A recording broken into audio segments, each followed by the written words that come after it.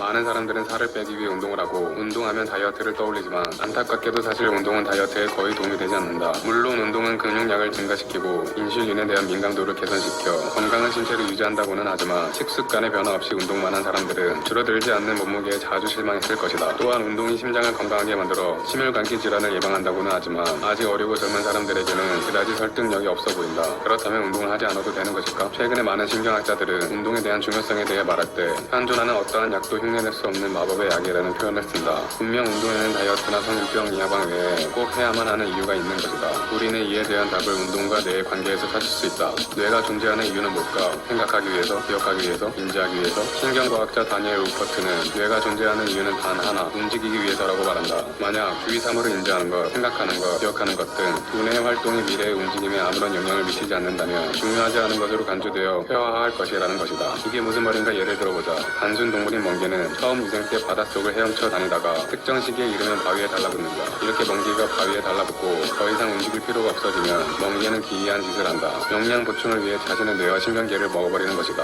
움직임이 필요 없어진 순간 멍게에게 뇌는 사치품으로 전락해버리는 것이다. 포유류 동물의 경우도 마찬가지다. 코알라의 뇌는 40%가 뇌척 수액으로 가득 차 있는데 이 빈 공간은 예전 코알라의 조상들이 지금보다 더 큰 뇌를 가지고 있었다는 것을 의미한다. 점점 몸을 움직이지 않고 느릿느릿 유칼립투스 나뭇잎이나 뜯어먹는 방식으로 적응해버린 코알라에게 에너지만 잡아먹는 큰 두뇌가 필요 없어진 것이다.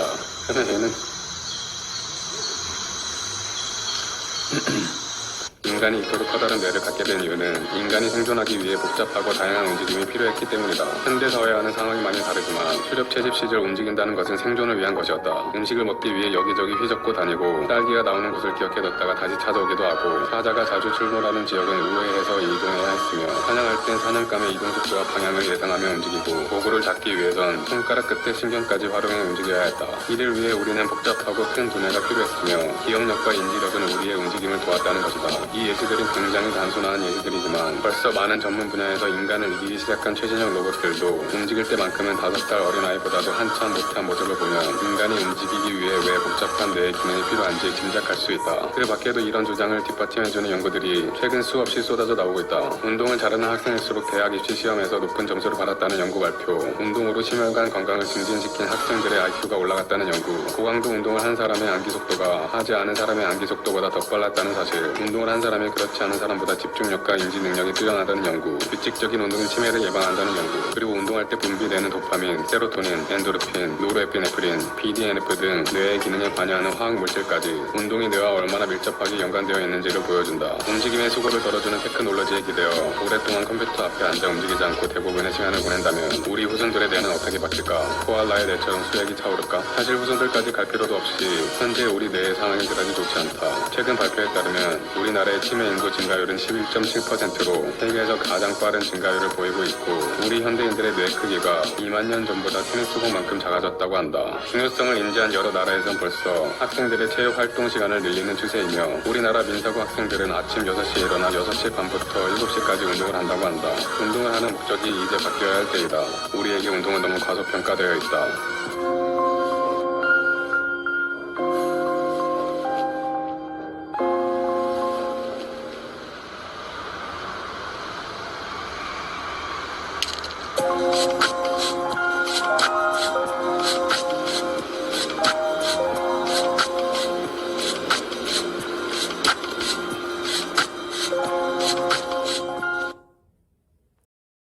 죽어가는 뇌를 살리는 오늘은 죽어가는 뇌를 살리는 간단하지만 강력한 방법에 대해서 이야기를 해보겠습니다. 오늘 참고할 책은요, 존 레이티, 에릭 헤이거먼의 운동하시는 뇌입니다. 여러분 책의 제목에서 간단하지만 강력한 방법에 대해 답이 나온 것 같아요. 뭘까요? 바로 운동입니다. 답이 이미 나와버려가지고 약간 김이 빠질 수도 있는데 이 책에서는요, 굉장히 과학적 사실을 갖고 운동이 뇌의 건강 그리고 몸의 건강에 영향을 미치는 것, 이것에 대해서 굉장히 자세하고 생생한 사례를 갖고 소개하고 있거든요. 제가 전달해드리는 내용을 유심히 듣고 그리고 끝까지 한번 들어보신다면은 동기부여가 돼가지고 실천을 하는 데 있어서 큰 도움이 되실 수 있거든요. 모티베이션이 될 수 있거든요. 그래서 한번 끝까지 한번 들어보시면 좋겠습니다. 이 책의 저자인 존 레이티는요, 하버드 의대 임상 정신과 교수이고요. 에릭 헤이거먼은 유명한 과학 잡지의 편집위원입니다. 이런 말이 있습니다. 신이 우리에게 준 성공에 필요한 두 가지 도구는 교육과 운동이다. 하나는 영혼을 위한 것이고 다른 하나는 신체를 위한 것이다. 여러분, 교육이 영혼을 위한 것이고 운동이 신체를 위한 것이라고 할 수 있겠죠? 자, 근데 하지만 이 둘은 결코 분리할 수 없다. 둘을 함께 추구해야만 완벽함에 이를 수 있다. 여러분, 완벽해지고 싶으신가요? 그러면 교육과 운동이라는 두 마리 토끼를 다 잡으셔야 됩니다. 내가 정말 완벽한 사람이 되고 싶어, 멋진 사람이 되고 싶어, 공부만 한다고 될까요? 운동만 한다고 될까요? 그렇지 않다라는 거죠. 이 말을 누가 했냐면 플라톤이 했습니다. 여러분, 플라톤은요, 서양 철학의 뿌리를 만든 사람이라고 볼 수 있고, 화이트헤드라는 철학자는 서양 철학은 플라톤의 철학의 주석에 불과하다, 이런 말을 했어요. 굉장히 훌륭한 철학가인데요. 이 옛날의 이 말이요, 오늘날에도 유효합니다. 오늘날의 가장 핫한 학문 중에 하나가 뇌과학이거든요. 왜 핫하냐면은 모든 학문을 융합합니다. 통섭의 학문이라고 할 수 있어요. 뇌과학은 당연하고 의학, 철학, 의학, 종교, 법학, 윤리학, 경제학, 경영학까지 이 뇌의 그런 움직임과 역할, 이런 것들에 기반을 해서 많은 이론과 실험 결과들이 나오고 있습니다. 몸무게의 2%밖에 안 되는데 혈액의 20%까지 사용을 합니다. 이 뇌 건강의 핵심은 무엇이냐면 혈액이 잘 순환되는 것이거든요. 그래서 혈액의 20%가 이 뇌에 잘 공급되는 거예요. 근데 이 역할을 촉진시키는 게 바로 뭐냐? 바로 운동이라는 거죠. 즉, 우리가 운동을 하면 혈액순환이 잘 돼서 뇌 활동이 증가가 되고 그것이 우리의 학업이나 일로 연결이 되면서 그 성과가 같은 시간, 같은 자원의 투입 대비 결과가 훨씬 효과적이고 향상된다는 것이죠. 비유를 하자면 이렇습니다. 운동을 하는 거는요, 여러분, 뇌의 토대를 만드는 거예요. 그러니까 기름진 밭을 경작하는 겁니다. 교육은 뭘까요? 공부와 독서죠. 이건 뭐냐? 그 운동을 해서 만들어진 그 뇌의 토대 위에 씨앗을 뿌리는 거예요. 그리고 거기에 물을 주는 거예요. 그래서 그것이 자라나서 많은 열매를 맺게 된다는 거죠. 자, 중요한 건 뭡니까, 여러분? 교육도 중요하지만 만약에 그 밭, 토대가 온전치가 않아요. 그러면 그 교육의 과실, 공부와 독서의 열매들이 온전히 맺을 수 있을까요? 아니라는 거죠. 그렇기 때문에 운동이 매우 중요합니다. 숲에 비유를 하자면 운동을 하는 것은요, 우거진 숲을 만드는 거예요. 그리고 교육, 공부를 한다는 거는 그 숲을 걷는 거예요. 계속 걷는 거예요. 그러면 거기에서 새로운 길이 생기고 이게 힐링이 되는 거죠. 숲을 걸으면 힐링이 되잖아요. 그러니까 우리의 뇌라는 숲에 이게 길로 연결이 되면서 숲 구석구석에서 힐링을 얻을 수가 있다는 거죠. 그러니까 이 운동이야말로 우리의 뇌의 기본적인 토대를 만들고 그 구조를 변화시킬 수도 있다는 겁니다. 더 윤택한 기름진 밭, 토대를 만들 수 있다는 거예요. 그러니까 생물학적 변화를 촉발시키는 것입니다. 그리고 이 뇌과학적으로 봤을 때 운동을 하면은요, 이 뇌 세포들이 서로 연결이 된대요. 서로 연결이 되면 어떨까요? 위기의 상황에 봉착했을 때요, 그것에 대처할 기본 능력이 올라간다고 합니다. 그리고 뇌가 학습하기 위해서는 이 뇌 세포 간의 연결이 반드시 있어야 하는데, 그거를 운동이 促진시킨다는 것이죠. 위기 상황에 대처를 하게 하고 학습 능력을 높이고, 여러분, 운동 안 하면 안 되겠죠?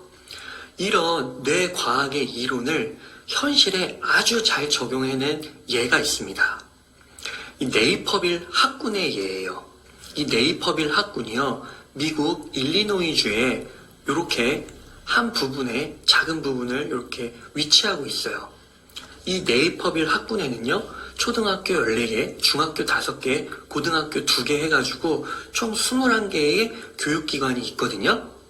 근데 이 네이퍼빌 학군, 자, 지도상에서 봤을 때는 굉장히 작은, 그렇죠? 규모잖아요. 여기 학군이 다른 곳에 비해서 학업 성취도가 월등하다라는 거예요. 매년 학업 성취도 평가를 보는데 항상 상위 톱에 위치를 한다는 겁니다. 심지어 국제적으로 평가했을 때는 어떠냐? 예, 과학 분야에서는 무려 세계 1등. 원래 1등은 싱가폴이거든요. 예, 싱가폴도 이겼다고 해요. 수학에서는 싱가폴, 한국, 대만 등에 이어서 6등을 차지했다고 합니다. 그래서 어떻게 이렇게 네이퍼빌 학군이 학업 성취도가 높으냐 했더니 다른 학군들과의 차이점이 뭐냐면 예, 운동을요 교육, 수업 사이사이마다 배치시켜놨다는 거예요. 그래서 학생들이 이렇게 말을 합니다. 운동을 하고 나면은 몸과 뇌가요 깨어진 것 같다고, 깬 것 같다고. 그래서 하루 종일 정신이 맑다라는 거예요. 작년만 해도 막 신경질적이고 학업 스트레스도 많고 막 그랬는데 성미도 까다롭고 주변 친구들을 경쟁자로 여기고 그랬는데 그런 것들도 완화가 되었다라는 겁니다. 네이퍼빌 학군이 운동을 굉장히 중요시하고 체육 수업을 중요시하잖아요. 그 결과 또 어떤 놀라운 결과가 있느냐면요. 평균적으로 미국 학생의 30%는 비만이라고 하는데 이 네이퍼빌의 경우는 체질량 지수를 봤을 때 전체의 97%가 정상 범위에 들어가 있다고 합니다.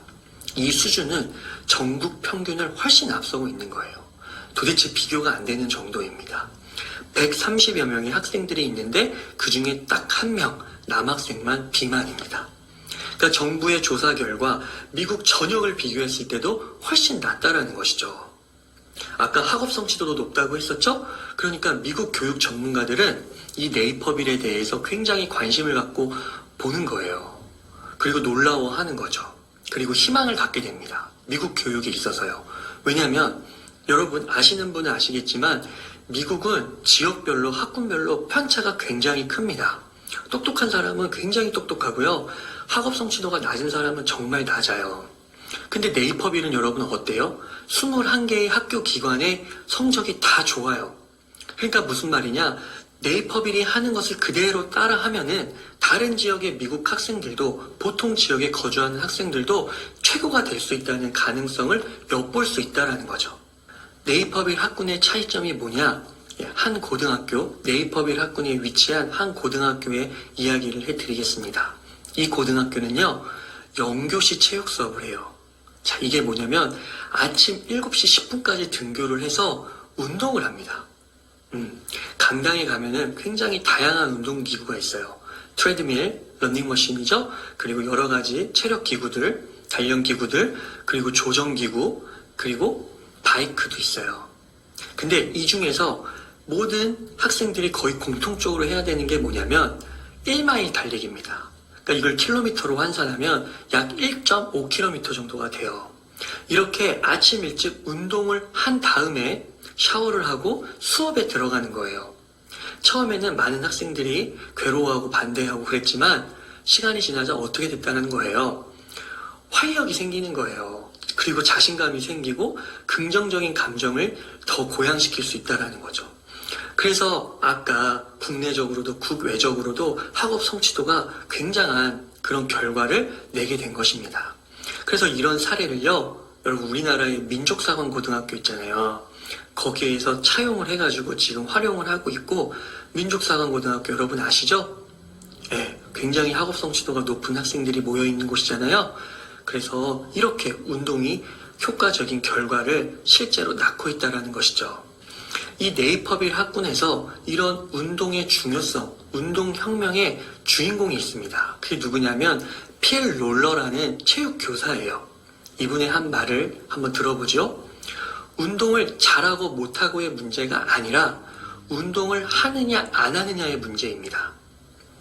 자, 뭐가 중요해요? 여러분, 운동을 잘하고 못하고 이거는 중요하지가 않아요.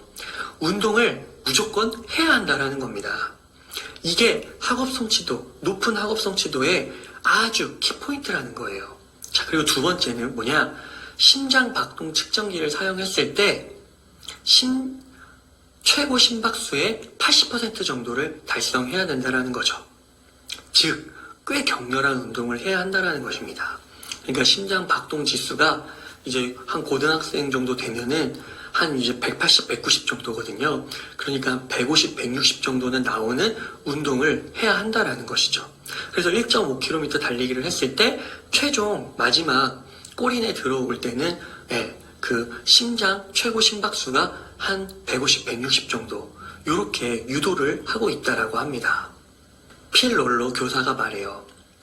우리 체육 교사들은 뇌세포를 만듭니다. 그러니까 단순히 몸 건강, 근육을 만든다는 게 아니에요. 뇌세포를 만들고 아까 뇌과학적으로 뇌를 연결시킨다고 했죠? 그 다음에 그 속에 내용물을 채워 넣는 것은 다른 교사들의 몫입니다. 이렇게 이야기를 하고 있어요. 운동이 토양과 토대고 바로 다른 교사들이 교육을 통해서 그 토대에 씨앗을 심는 거죠. 운동에 관한 다른 최신 과학적 연구 결과들을 한번 볼게요. 운동이 항우울제인 졸 로프트보다 더 효과적인 연구 결과가 있었습니다. 여러분, 이게 얼마나 대단한 일이냐면요. 만약 어떤 신약이 개발된 거예요.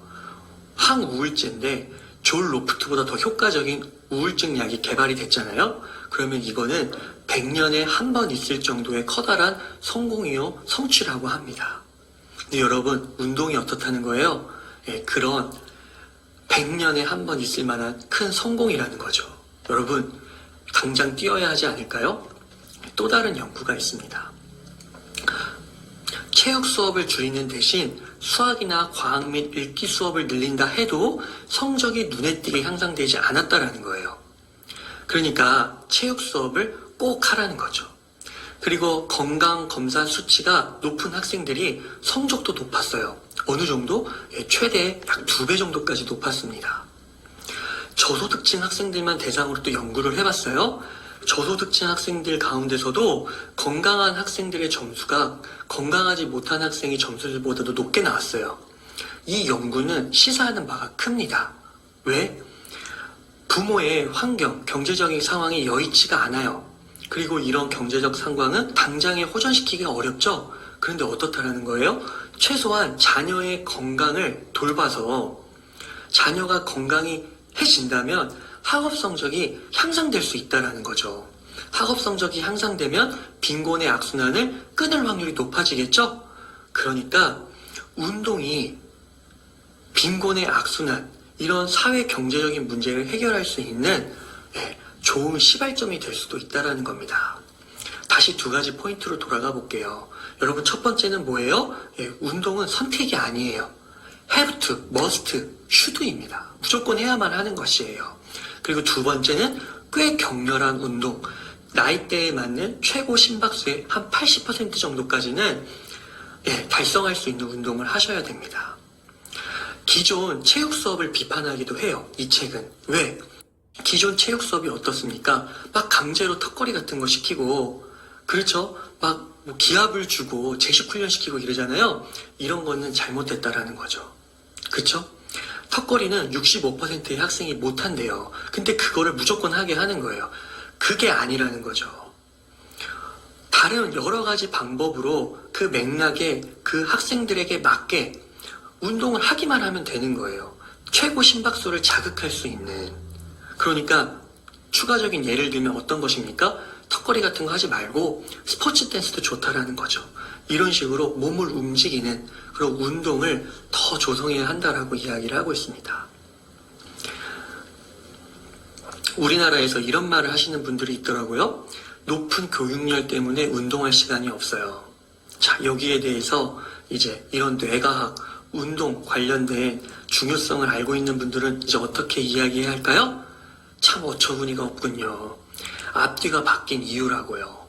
운동 부족에 시달리는 그 현실을 안타까워하고 운동부터 시키라고요. 운동이야말로 최고의 경쟁력입니다. 이렇게 말할 수 있어야 한다는 것입니다. 자, 운동을 해서 근육이 발달하는 거, 이거는 부산물에 불과해요. 심장과 폐의 기능 개선, 부산물에 불과합니다. 위기대처 능력이 올라가고 뇌의 구조가 변한다니까요, 여러분. 자, 그런데 운동을 하지 않으면 어떻게 될까요? 시간이 갈수록 뇌를 죽음으로 보는 것입니다. 집중력이 저하가 되고 기억력이 저하가 되고 뇌의 안개 흐리멍텅해지는 거예요. 실제로 촬영을 했을 때 운동을 실제로 하지 않으니 뇌가 오그라들었다고 합니다. 자, 이런 죽어가는 뇌를 되살리는 가장 간단하면서도 효과적인 방법, 이제 여러분 아시겠죠? 확실히 아시겠죠? 그리고 실천하셔야겠죠? 바로 운동입니다. 운동이 생물학적인 변화를 촉발시킵니다. 따라서 여러분들이 그 가능성, 잠재력을 최대한 발휘하고 싶으시다면 무엇을 해야 할까요? 반드시 그 가운데서 운동을 빼먹지 마십시오. 완벽하게 되는 길, 운동과 교육이죠? 자, 오늘 내용 한번 정리해 보겠습니다. 죽어가는 뇌를 살리는 법, 뇌를 젊어지게 하는 법. 가장 강력하고 간단한 방법 뭡니까? 예, 운동. 처음이 좀 버겁다면 걷기부터, 그리고 달리기, 이렇게 한번 시작해 보시는 거예요. 그렇게 점점 올리셔가지고 수준을 높이셔서 심장 박동수가 최대 박동수의 80% 정도까지 이렇게 달성할 수 있다면 베스트라고 할 수 있겠습니다. 플라톤의 말을 다시 한번 인용해 볼게요. 신이 우리에게 준 성공에 필요한 두 가지 도구, 뭐라고요? 예, 바로 교육과 운동. 하나는 영혼을 위한 거고 하나는 신체를 위한 건데 이 둘은 결코 분리할 수가 없다. 즉 뭐예요? 교육이 신체고 운동이 영혼인 거예요. 그렇게도 크로스로 될 수도 있다라는 거예요. 이 둘을 함께 추구해야만 어떻게 된다고요? 완벽함에 이를 수 있다. 우리의 잠재력, 미래의 가능성을 높일 수가 있다라는 겁니다. 비유를 하자면 어떻다고요? 운동은 토대, 토양, 공부, 독서, 교육이야말로 씨앗. 그렇죠? 거기에서 나오는 자라나는 나무, 열매라고 말할 수 있을 거예요. 여러분, 경제적인 수준은 쉽이 바꿀 수 없잖아요? 그런데 운동을 하면 어떻게 됐어요?